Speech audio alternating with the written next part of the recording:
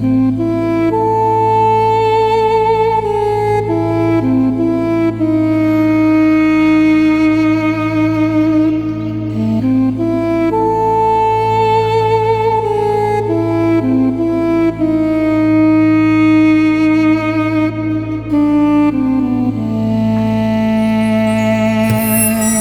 ভগ্নদশা বাড়ি মেলেনি আবাস যোজনার বাড়ি। নলহাটি 1 নম্বর ব্লকে বাউটিয়া গ্রামে রাস্তার রোডের জায়গার উপর বসবাস করে আসছে 20 থেকে 22 বছর ধরে। গ্রামের মেম্বারকে বলে কোনো লাভ হয়নি। সামনেই বর্ষাকাল এবং কালবৈশাখী, তাই আতঙ্কে রয়েছে এই দুজন ব্যক্তি। নলহাটি থানার অন্তর্গত বাউটিয়া গ্রামের এক দম্পতির জীবন আজও আদিম কষ্টে জর্জরিত। গত 20 থেকে 22 বছর ধরে রোডের ধারে সরকারি জমিতে বাস করছেন তারা।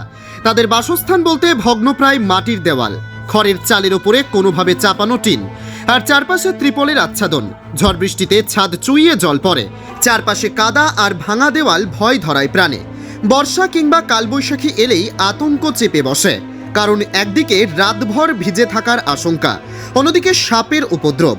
অভিযোগ, এতদিন ধরে থাকার পরেও তারা সরকারের কোনো রকম সুযোগ সুবিধা পাননি।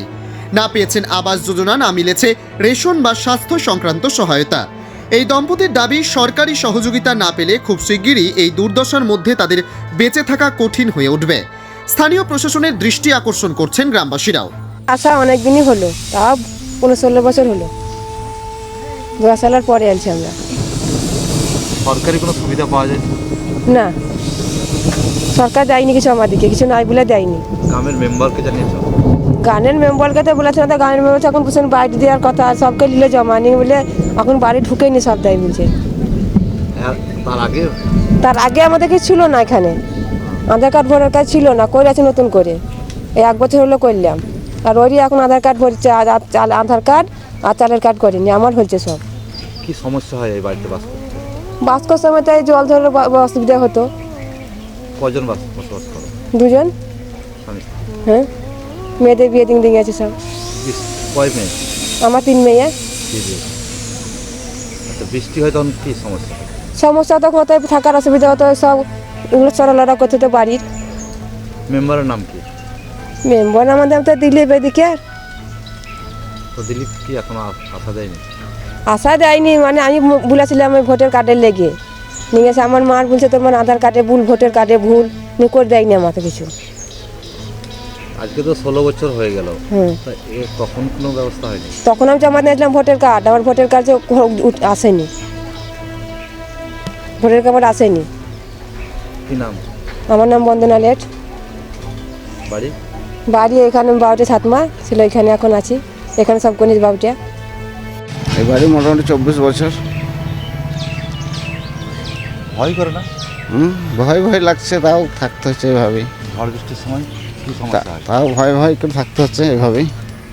ঝড় বৃষ্টি হলে অতি থাকতে হয় সাবধানতাভাবে। তখন কি কি সমস্যা হয় বৃষ্টির সময়?